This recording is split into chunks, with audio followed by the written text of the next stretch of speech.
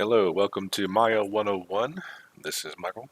This is part 3 of our first Maya 101 playlist that I'm titling Fundamentals.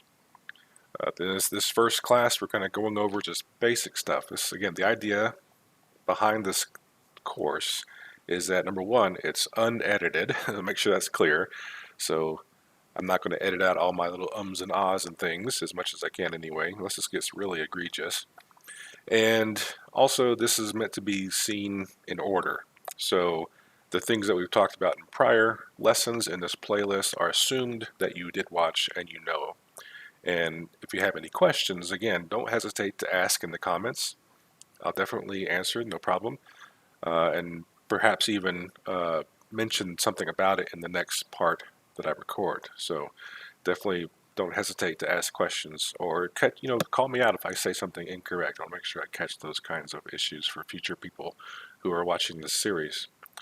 As you've probably seen now, my recording schedule, because I do work a full-time job and everything, so about every 2 weeks another part should come out.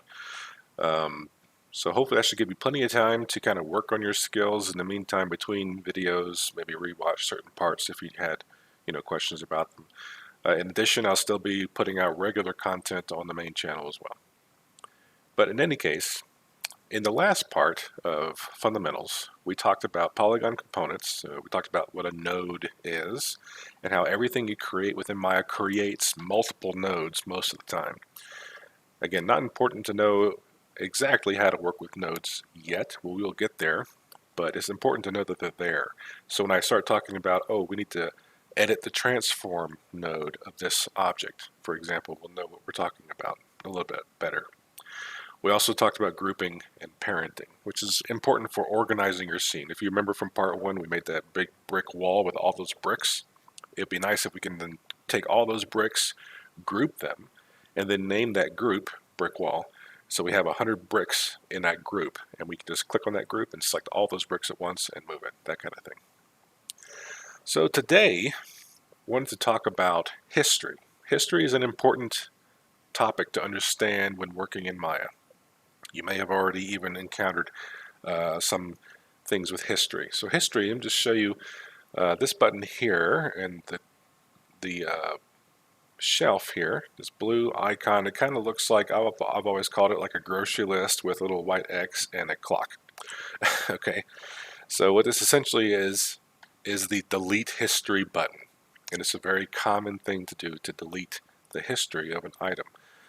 Sometimes it's necessary to delete the history. Sometimes you don't want to delete the history. It all depends on what it is that you're doing.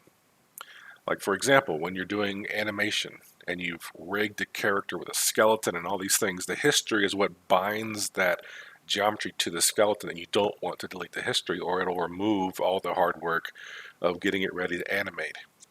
So some things like that we don't want to delete history on. But then there's also other things where we've done a lot of modeling and we've created this really complex thing, and now things are starting to get weird just because of all the history that is being stored within that model. We can delete the history, it kind of cements it down into place, and then we can go forward from there. And it's a bit more clean, and Maya handles it better. And it just forgets everything that happened before, essentially, so it doesn't try to keep up with it. Let me just show you some examples. And we're going to start talking about more of these tools up here as well, so commands and these mesh menus. And I do encourage you not just to just watch this series. If you're familiar with my channel at all, you know I have a lot of videos talking about tools. That's kind of the whole point of the channel. So we might not touch on all these tools as much because I'll just say, hey, I have a, for example, a Bevel video. Go watch that, that kind of thing. Or just recently recorded, as of this recording, the Add Divisions video was just made. So I'll say, okay, go watch that. So essentially, I might point you to other videos and not necessarily go over all these commands here in this video. I think it's just redundant that way. So in a real classroom, I would actually go over all these commands, and we'd spend like 3 or 4 weeks talking about different commands and modeling tools and so on. And we can talk about some, don't get me wrong, but since we have this benefit of a YouTube channel, right, I could say, all right, so go to my playlists, and I will say this, go to my playlists, look for the Edit Mesh playlist, and I would recommend watching all those videos, essentially. That's your homework. Go to my Mesh playlist, watch all the videos. I don't have everything recorded yet, so some things maybe I don't have a full video recorded on yet. I might talk about in this course just to kind of make sure I talk about it a little bit. But for a lot of the more basic commands that I would be teaching this class, I do have a video going over for a lot of them. So I would just kind of direct you there for the most part. Okay, but in any case, let's talk about history. So again, just to show an example, I'm just going to create two simple objects. Feel free to just watch. This is not necessarily a do as I am doing point, but feel free to do it too, just to kind of get a sense of what I'm doing.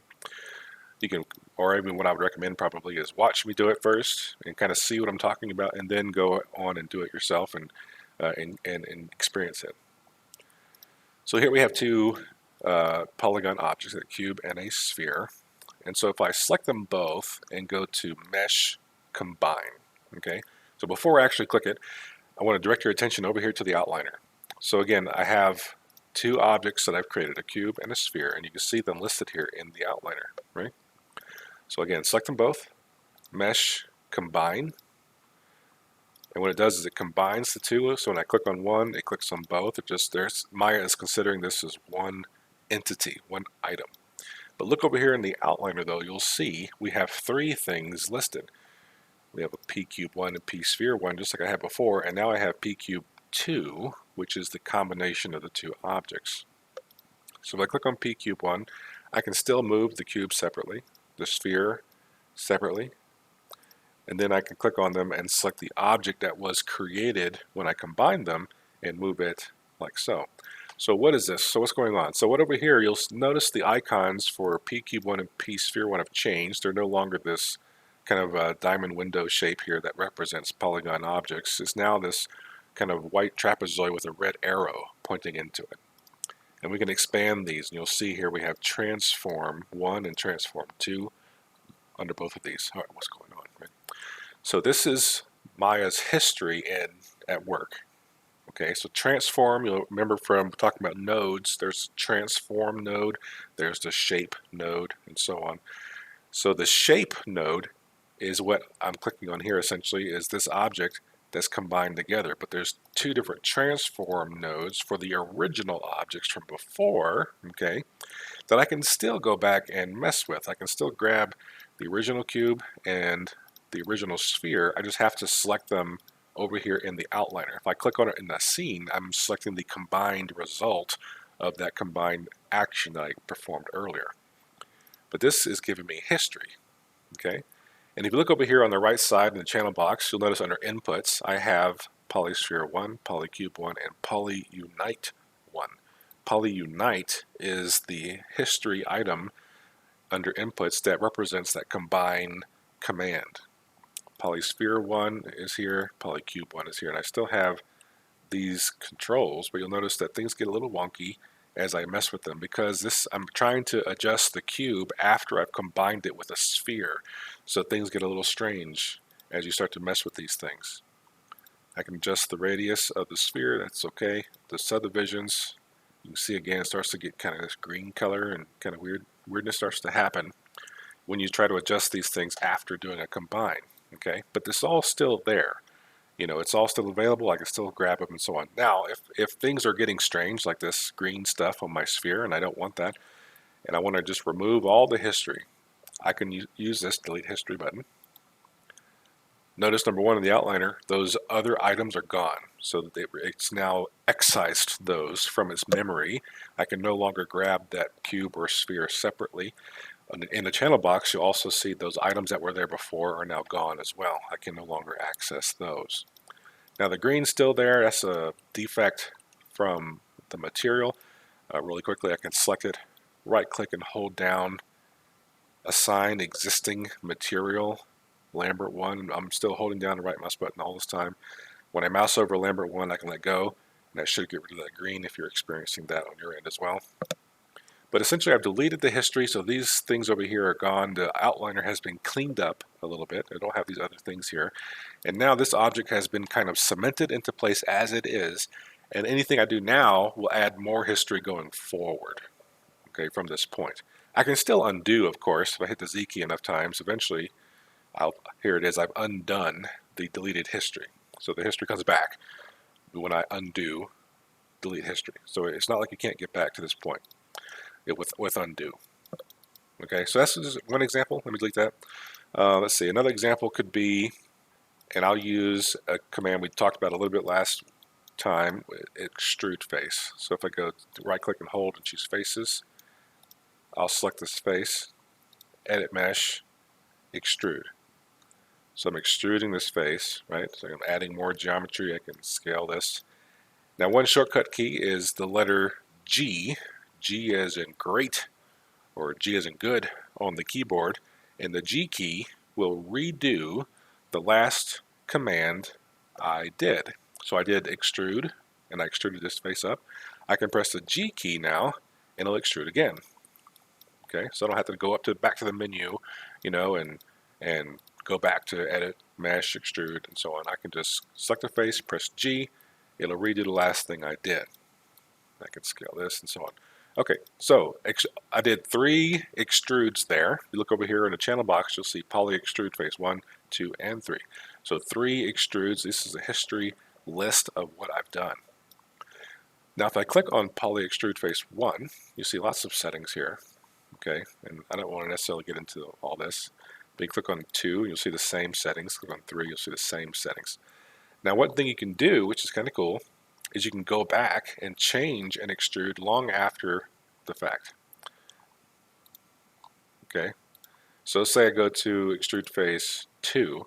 Now, how do you change it? Now that it's been done, here's what you do.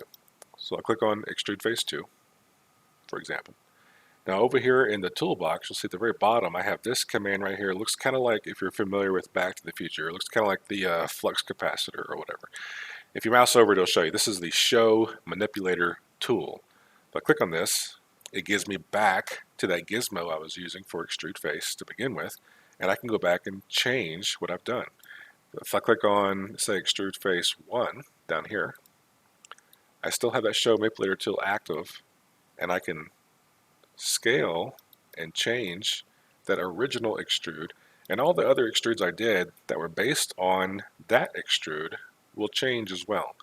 So you can see here, this one right here, which is coming out of the side, is changing its direction because I'm changing now the original extrude. It's like going back in time, changing, to continue using the Back to the Future reference, going back in time and changing that first extrude. So then that third extrude I did is now changed too because of the result of the first extrude. So it's kind of going back in time through history and changing, exactly what I did. And so everything kind of propagates through from that moment. Hopefully that makes a little bit of sense. But this is just showing you some of the powerful things you can do with extrude, with the history. And now if I delete history, boom, all those things in the channel box are now gone. And the surface has been kind of cemented into where it is now with no additional things going on. And I can add more history now going forward with new extrudes or bevels or whatever the case may be. So history is very powerful, okay? There's a lot to it, a lot more than what I'm showing you here, but just kind of give you a sense of it, an idea of it. Okay, so like that. So history is important to know. Now when it comes to deleting history, like I just showed you, we got rid of those extra nodes that were in the channel box. It got rid of this stuff over here, in the outliner, I should say. It got rid of the stuff over here under inputs in the channel box as well. And other such things happens. It removes these nodes that were created when you use certain commands, and so the mesh that resulted from those commands is what remains.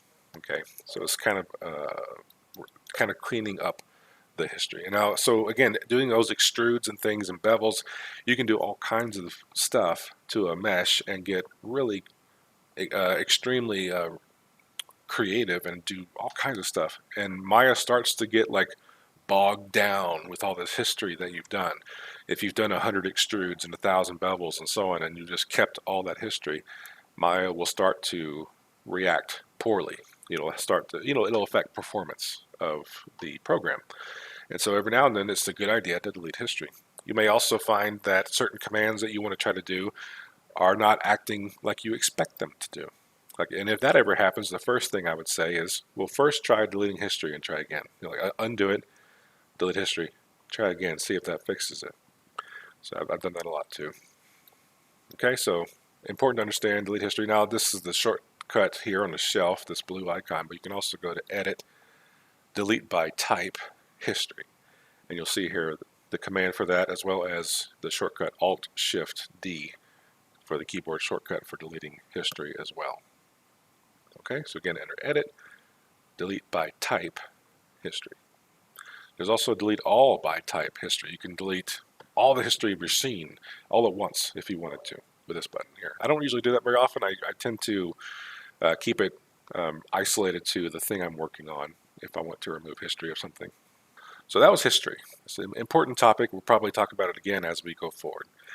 So like I mentioned, I wanted to start kind of talking a little bit about modeling itself. Okay, and I've had you do some practice with modeling, mostly with like, taking primitive shapes and doing things with them and creating like a little mini scene. So what I would typically do with my students at this point is start to go over these commands in the Edit Mesh menu. Let me break this off, as well as the Mesh menu. I'll kind of break these menus off over here. So Mesh, Edit Mesh, there's Mesh Tools as well. And to a lesser extent, Mesh Display, not as much Mesh Display really. There's only a couple things over here that I start to talk about this early. So all these tools here are kind of your general modeling tool sets for polygon objects. Edit Mesh, you'll see here things like Bevel, Bridge, Circularize, we have Collapse, Extrude, like we've just been doing, and other things here too. Under the Mesh menu, so there's Edit Mesh and then there's Mesh, right? So what's the difference? Well, Edit Mesh is usually you're editing components of a mesh, right? But over here under Mesh, you're typically taking multiple meshes and editing them together in some way, or remeshing or changing the mesh in some fundamental way, such as with fill hole or reduce or retopologize and so on. Smooth, these kind of sorts of things. So they've kind of separated them that way. Mesh Tools is these different tools you can do to cut into geometry, and we'll show some of these today in this video. And the Mesh Display is mostly like how much a mesh looks softened or has crisp edges, or the normal direction, which we're talking about that too. Let's mention a little bit about the difference between a tool and an action, okay? So, or a command. There's other way you can say it. So the tools, mesh tools here, are separate from the commands or the actions that we've been doing, such as, for example, let me close the Mesh menu and Mesh Display. We'll just keep the Tools and Edit Mesh open. So again, with that cube, bring it over here. Let's say I wanted to extrude or bevel an edge, right? Let's say I want to bevel. I already did extrude today. So bevel, you'll find here the second item down as far as Maya 2023 goes. So the way Bevel works is I would select either the entire object, or I would right click and hold and choose only certain edges or faces that I wanted to bevel. Okay, let's say I do these four around the vertical sides of the cube. And I'll go to the Bevel command or Bevel action and say Bevel, click it, and it does it. Okay, it does it right away. And then I can edit it after the fact to change what the bevel looks like. Now the difference between an action like that and a tool is that instead of choosing the component and then clicking the button to have it happen, for the tool I have to select the tool first and then apply it to the object. So such as, for example, multi-cut tool here. If I click on multi-cut, nothing happens yet because now I have to actually do the action of cutting the cube. So now that I've selected the tool, I go to the cube here and let me zoom in a little bit. And you kind of see how this tool works. I can kind of click and drag on an edge and cause a point to appear, and I can click over here and drag on this edge like so, and then hit enter, and it cuts an edge through that face. So using a tool is, you're like if you're think about working in a tool shed or something and you're going to cut a piece of wood, right? You're going to select your saw, then go to the wood and start cutting. Okay, that's kind of what a tool is in Maya. You select the tool first and then go to the object and start to use the tool. For commands or actions, you select the object and then you say boom, do it, and it kind of bink does it, and there's no like action of you having to like go in here and cut stuff like this. There's no action of you having to do something like that. It's just a command where you say, I'm going to grab this face and I'm going to extrude it. So you grab the face and hit extrude, boom, and it does it. And then you manipulate it afterwards. So hopefully that's clear understanding of the difference between a command or an action and a tool. Okay, so tools has their own menu over here. So all these are tools that you select the tool first. Let's say, for example, insert edge loop. Click on this tool first. It even gives you a little instruction there in the middle. It kind of fades away quickly, but you can click and then drag on an edge, and it adds a loop of edges there. I have a setting on right now. If I go over here to poly split ring, again, history, click on the poly split ring. Make sure I'm in object mode. There we go. So now I get to the settings of that insert edge loop, and insert with edge flow is turned on. I'm going to turn it off. There we go. So now it just inserts the edges without pooching them out like it just did. So, things like that. So hopefully that makes a little bit of sense. So what I'm going to recommend you do is, after this video, is kind of go and explore either on your own. Okay, feel free to do that. Or you can look at my playlist. Again, you go to my channel and look at the playlists that I have. I have them all named based on menu names. Okay, that's the idea behind the channel. So you can go to the Edit Mesh playlist, see what I have there, the Mesh Tools playlist, see what I have there, and so on. And kind of either watch those videos or skim through them, or however you want to do it, and kind of get an idea of how some of these tools work, and then practice them. Grab some cubes and cylinders and things and start kind of cutting into them or extruding them or whatever you might want to be doing to kind of get the hang of some of these tools and how they work. So again, on my channel, I don't do a lot of like, here we're going to model a car today, and kind of do a video about how to model a car so much. And in my classroom, even we might have a couple of demos even, but it's more of a practice thing. I want you to find something in your house, let's say, I don't know, a mug or whatever, and try to model it with the tools we've gone over and explore new things. And we will talk about how to model stuff, don't get me wrong. But it's just not, I'm not really a modeling, like, let's watch me model something. That's not the idea for this course. Okay, so if you look under Mesh Display, you'll notice this top section is called Normals. And we have average, conform, reverse, set to face, and so on. So what's a normal? Okay, let me tell you a little story. When I was first getting my very first job in the game industry back in 2003, this was when, let's see, I don't even remember. It would have been PlayStation 2 days, I think it would have been. Everything kind of gets blended together when you're my age. PlayStation 2, and I believe the Xbox 360 had not come out yet, or it was coming out very soon afterwards. Anyway, PlayStation 2, Xbox 360 days. So normal maps were a new concept, and if you may not know what a normal map is, that's okay. But what the funny story is that whenever I was working or looking for work, my very first job, I had a phone interview with this company, and they said, "Hey, do you know what a normal map is?" And I did not know what they meant. But of course I said yes.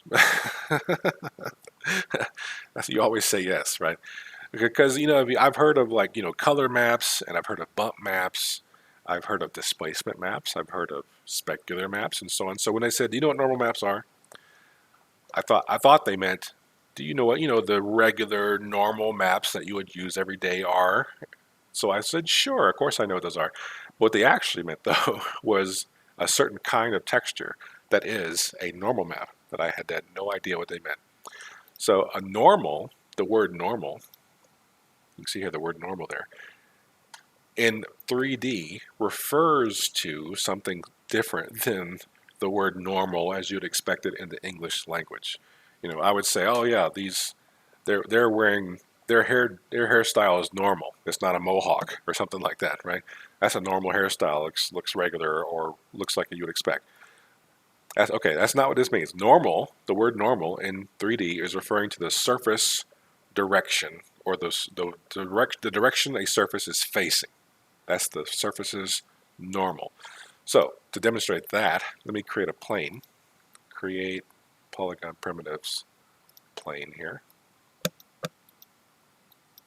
Move it up. Don't forget about W, E, R, and so on for rotate, scale, and everything. So I can rotate this.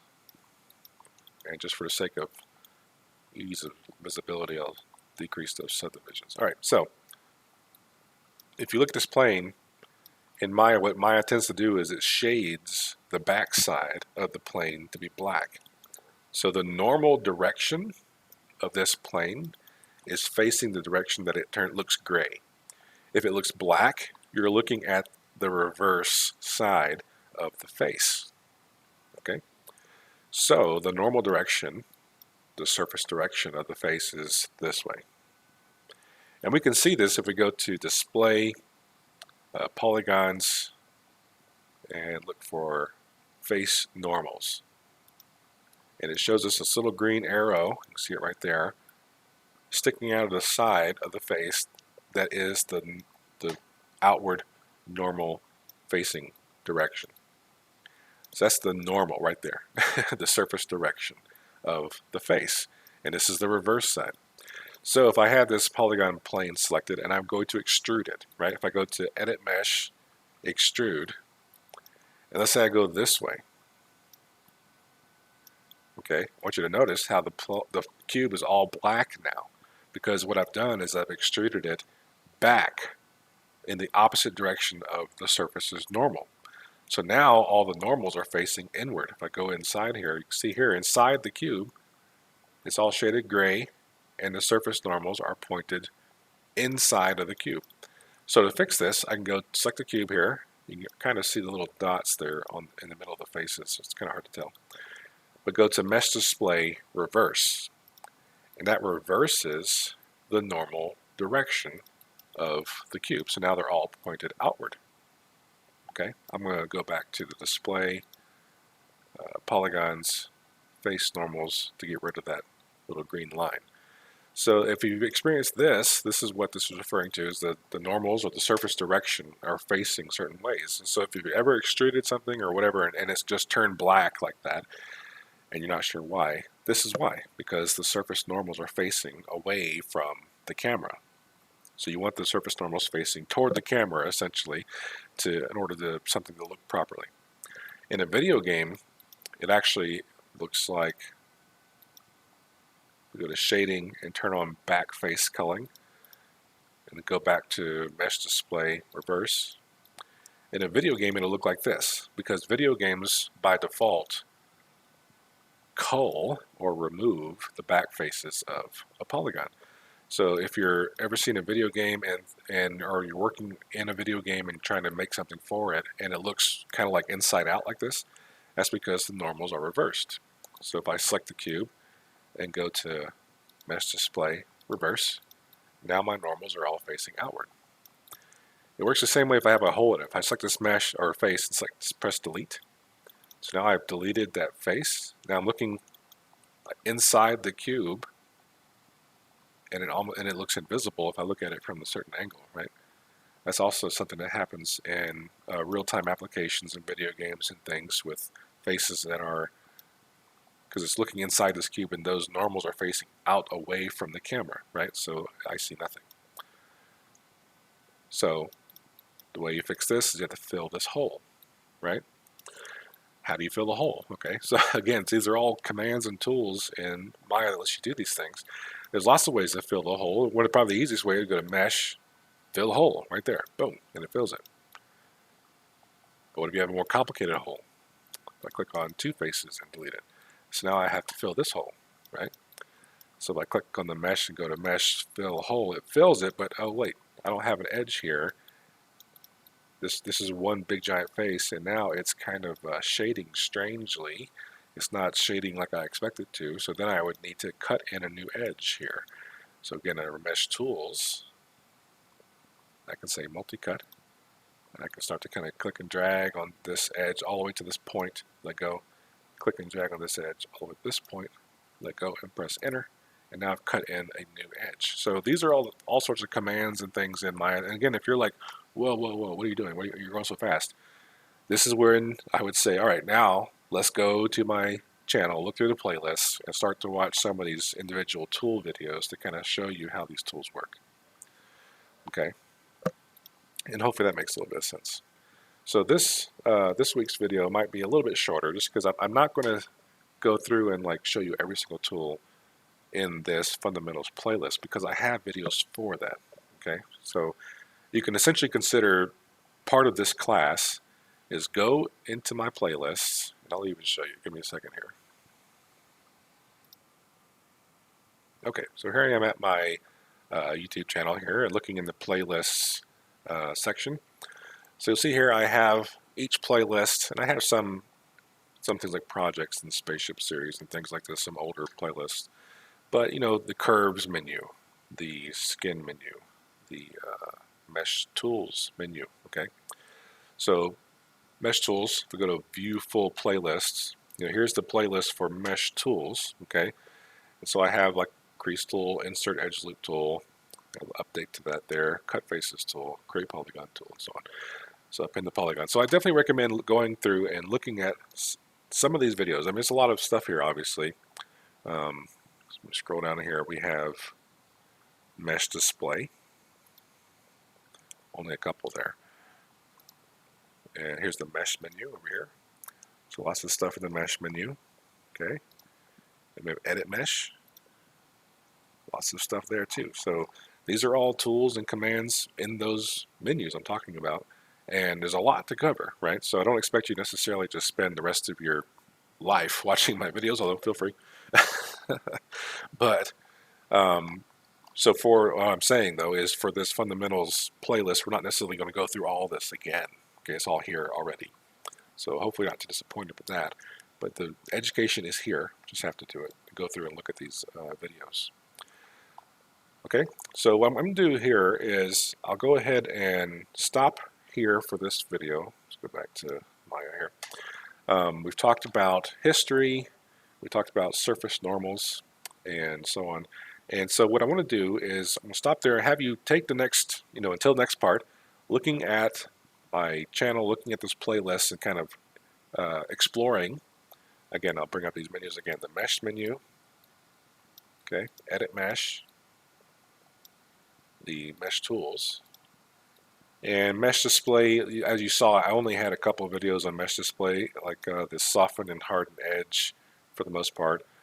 And then, like we just did here, reverse normals. There's also average year normals, set to face, and so on. These are all commands up here in the top that you can look at as well. The stuff further down here, I don't really use as often. It's not as beginner friendly, I would say. So mostly this stuff at the top of the mesh display window. But for these other ones, pretty much the further down you go, the less common I would say the commands are. Just keep that as rule of thumb. Although for mesh tools, though, I would say all of these, for the most part, is a handful. Like target weld, for example, is one I use all the time. It's at the very bottom of the menu, so that's not exactly a consistent description. But in each section, you can say is a different section. Like the edge section, these are used just as often as these up here because it's a different section. So I don't know. Take what I say as a grain of salt as far as how often these are used based on their position in a menu. That doesn't really make much sense. But I will say though, there's a lot of stuff here. I don't expect you to be a master of it at all when we come back next time. Next time what I'm thinking I'll do is I will do kind of a modeling demo. Like, okay, now we're going to model something. Now that we've looked at these tools, and I'll talk about the tools as I use them and how I'm using them and so on. Don't expect necessarily a masterpiece. It's not going to be a 6-hour long modeling extravaganza. It'll be like, a half hour, 45 minutes to an hour of me modeling something, just to kind of show you my process and how I'm going about it. So let's expect that for next time. I hope this video was educational and you're still learning and are enjoying the series, and feel free again to ask questions. If you have certain requests, like, hey, can you go over this tool because in the video, well, maybe it was an old video and it's been updated or something like that, feel free to request that in the comments and things like that. Any questions about what I've gone over, and I'll answer those either in the comments or in the next video. So thanks again for watching, and I'll see you next class.